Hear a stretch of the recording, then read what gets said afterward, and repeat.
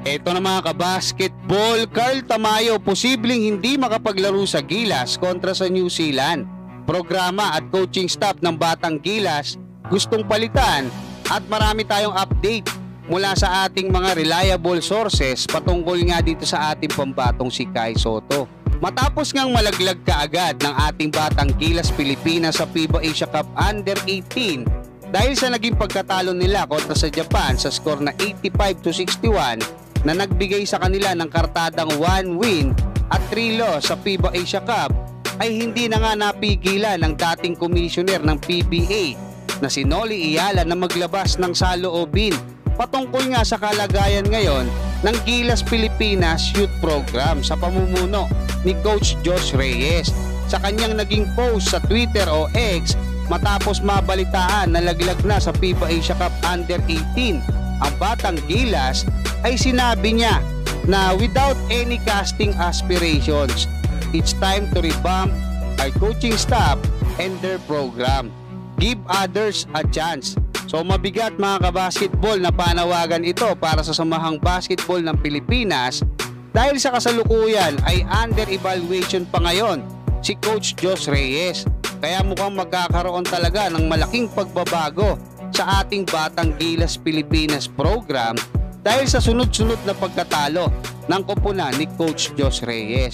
Patungkol naman sa ating pambato na si Kai Sotto na napakaganda ng naging performance kahapon sa preseason game ng Koshigaya Alpas kontra sa number 1 team last year na Utsunomiya Breaks na nakapagtala ng 51 na panalo at 9 na talo lang bago magsimula ang playoffs last year.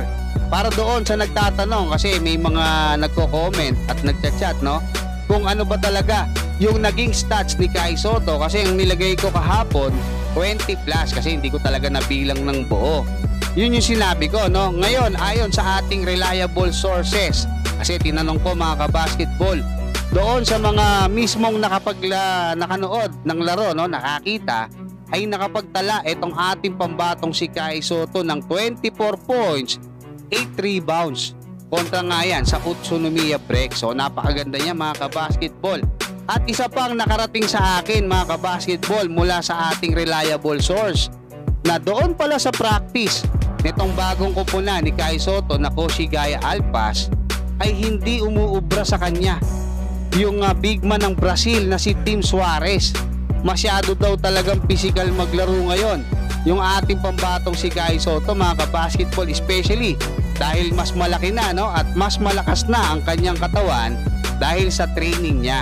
Kaya antabayan na natin yung magiging performance ni Kai Sotto this coming season ng Japan D-League. Meron pa tayong pahabol mga kabasketball kasi nga ayon sa ating reliable source doon sa kanyang naging post, kasi ito talaga sa KBL yung talagang pinaniniwalaan natin, no? Legit to mga kabasketball.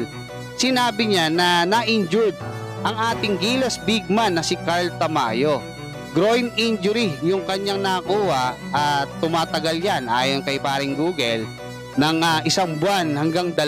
Pero depende, no, doon sa tama sa kanya kung gaano katagal yan. Pwedeng mas mababa, 'di ba? Mas madali or mas humaba.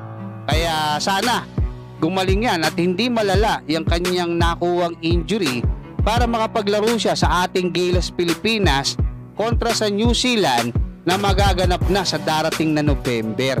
Hanggang dyan mga kabasketball, maraming salamat at God bless sa inyong lahat.